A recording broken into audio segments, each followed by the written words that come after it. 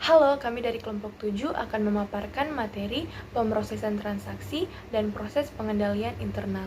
Perkenalkan, nama saya Felita Wilhelmina Karepu dengan NIM 210611040153. Nama saya Lydia Hutapea dengan NIM 210611040178. Perkenalkan, nama saya Marsyana Pelalangan, NIM 210611040181.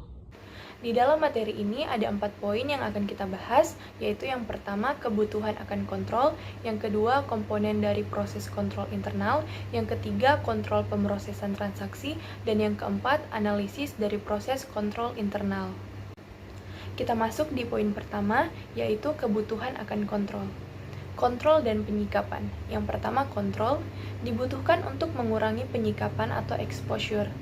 Sebuah organisasi adalah subjek beragam penyikapan yang bisa memiliki sebuah efek kebalikan atas operasionalnya atau bahkan yang dapat terus hidup. Penyikapan sebuah organisasi kepada jenis kejadian yang tidak diinginkan adalah kerugian keuangan potensial organisasi dikali kemungkinan terjadinya kejadian tersebut. Penyikapan umum dilakukan atas biaya berlebih, pendapatan tidak sempurna, kehilangan aset, akuntansi tidak akurat, interupsi bisnis, sanksi undang-undang, kerugian kompetitif, penipuan dan penggelapan, dan penipuan dan kejahatan, akuntansi forensik, keseriusan penipuan, pemrosesan komputer dan penyikapan, dan yang terakhir aset pemrosesan data. Tujuan kontrol dan siklus transaksi. Ada 4 siklus umum dari aktivitas bisnis. Yang pertama, siklus pendapatan, kejadian yang berhubungan dengan distribusi barang dan jasa ke entitas lain dan kumpulan pembayaran yang berhubungan. Yang kedua, siklus pengeluaran, kejadian yang berhubungan dengan akuisisi barang dan jasa dari entitas lain dan penyelesaian obligasi yang berhubungan. Yang ketiga, siklus produksi, kejadian yang berhubungan dengan sumber daya menjadi barang dan jasa.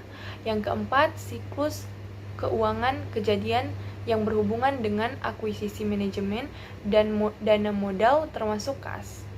Setiap siklus transaksi akan memiliki penyikapan. Manajemen harus mengembangkan tujuan kontrol rinci untuk setiap siklus transaksi. Tujuannya agar memberikan sebuah dasar untuk analisis. Nah, sekarang kita masuk pada topik yang kedua, yaitu komponen dari proses kontrol internal. Kontrol internal adalah sebuah proses yang dipengaruhi oleh jajaran direktur entitas, manajemen, dan karyawan lainnya, dirancang untuk memberikan jaminan masuk akal mengenai pencapaian tujuan dalam kategori berikut. A. Pelaporan keuangan yang bisa diandalkan. B.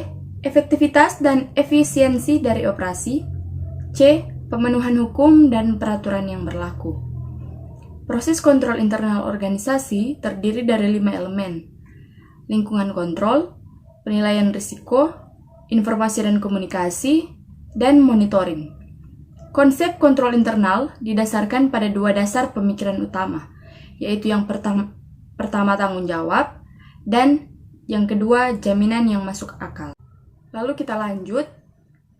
Pengaruh eksternal mengenai entitas dan kontrol internal.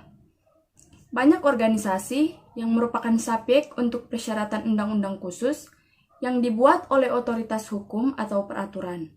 Sebuah organisasi harus menjamin bahwa aktivitasnya berada sesuai dengan hukum dan peraturan yang dibuat oleh orang yang memiliki kewenangan atas sebuah organisasi dan operasionalnya. Hukum, peraturan, dan pernyataan dari peragenan demikian adalah faktor utama dalam sebuah proses kontrol internal organisasi.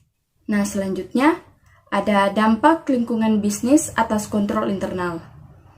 Pertimbangan penting lainnya adalah bahwa sebuah proses kontrol internal entitas akan bervariasi bergantung pada konteks ukurannya, struktur organisasional, karakteristik kepemilikan, metode pemindahan, pemrosesan, memelihara dan menilai informasi, persyaratan hukum, dan perbedaan dan kerumitan dari peraturan operasionalnya. Selanjutnya kita lihat lingkungan kontrol. Lingkungan kontrol adalah efek kumpulan dari beragam faktor pada pembuatan, penguatan, atau mengurangi efektivitas dari kebijakan dan prosedur khusus. Dengan kata lain, lingkungan kontrol mengatur keseluruhan nada dari organisasi dan mempengaruhi kesadaran kontrol dari karyawan. Nah, selanjutnya kita lihat poin A, ada nilai integritas dan etika. Banyak perusahaan telah mengambil kode tingkah laku etika yang menyebutkan bimbingan untuk melakukan bisnis dalam cara yang etis. Selain itu, banyak yang berpendapat bahwa setiap perusahaan memiliki budaya perusahaan mereka sendiri dan bahwa budaya perusahaan inilah yang mempromosikan atau merintangi perilaku etis. Dan yang B, komitmen untuk kompetensi. Mutu dan kompetensi karyawan memastikan kemampuan perusahaan untuk menjalankan proses kontrol. Selanjutnya C, filosofi manajemen dan gaya operasional. Bila manajemen percaya bahwa kontrol itu penting, maka mereka akan berusaha agar kebijakan dan prosedur kontrol yang efektif bisa diimplementasikan. Dan yang D, struktur organisasional. Struktur organisasional didefinisikan dengan pola otoritas dan tanggung jawab yang ada di dalam organisasi yang menunjukkan pola komunikasi formal di dalam sebuah organisasi. Dan yang E, fungsi dari dewan direksi dan komitenya. Dewan direksi merupakan penghubung antara pemegang saham yang memiliki organisasi dan manajemen operasional organisasi.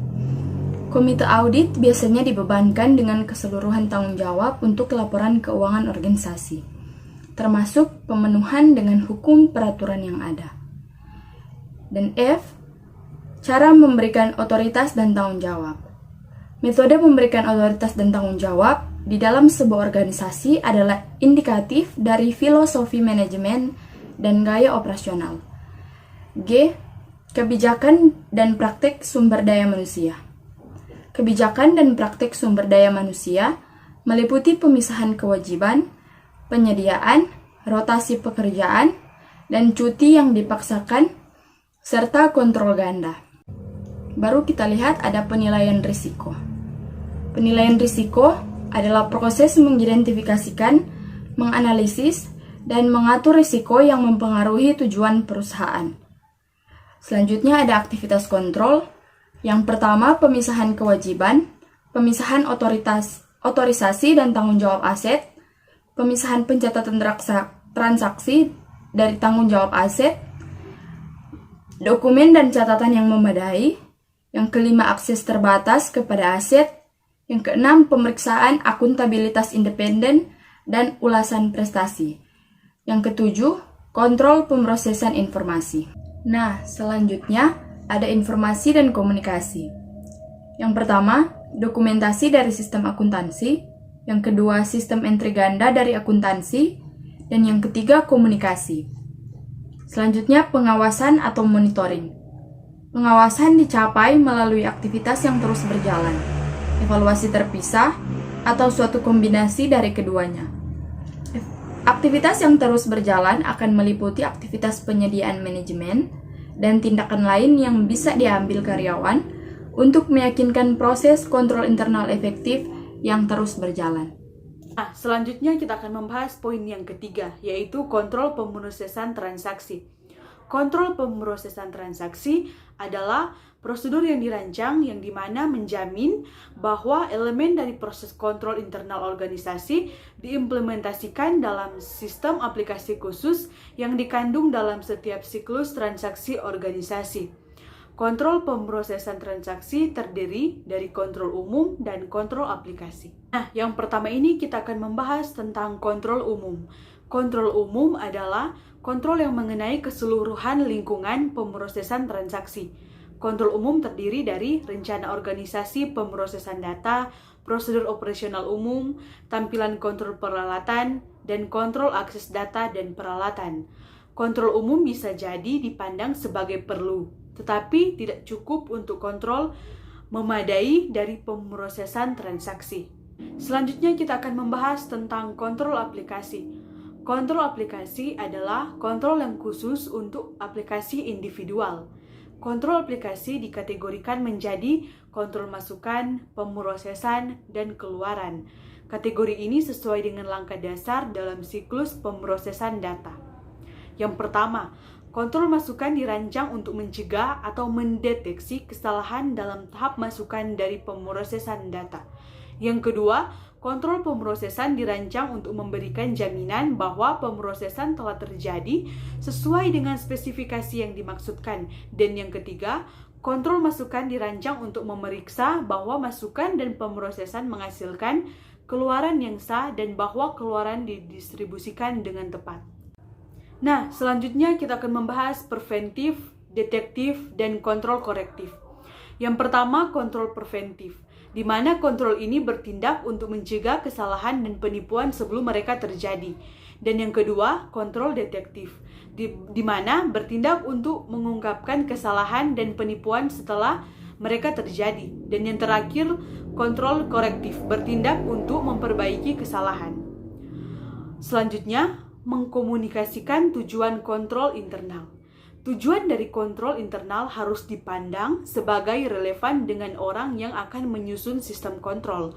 Sistem harus dirancang hingga setiap karyawan diyakinkan bahwa kontrol dimaksudkan untuk mencegah kesulitan atau krisis dalam operasional organisasi yang kalau tidak bisa mempengaruhi mereka secara personal. Selanjutnya, kita akan membahas tentang sasaran dan pola perilaku.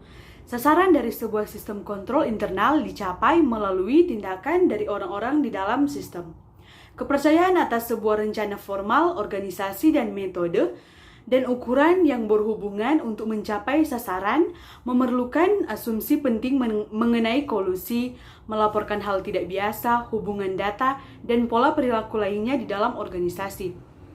Independensi organisasi dan pemisahan kewajiban adalah konsisten dengan kontrol internal yang baik hanya bila kemungkinan dari kolusi di antara dua atau lebih karyawan seharusnya terpisah adalah rendah.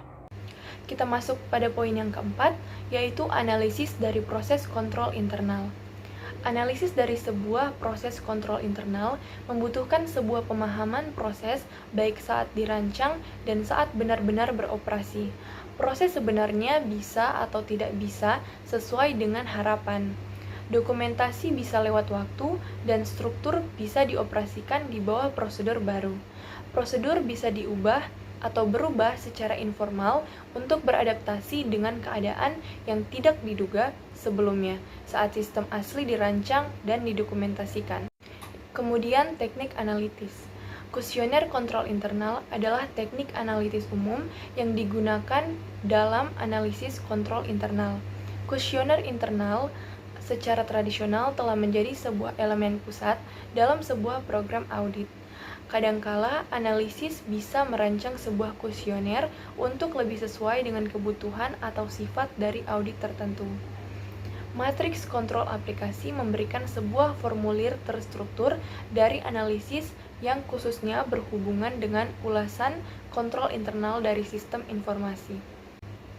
Demikianlah pemaparan materi singkat dari kelompok kami. Terima kasih.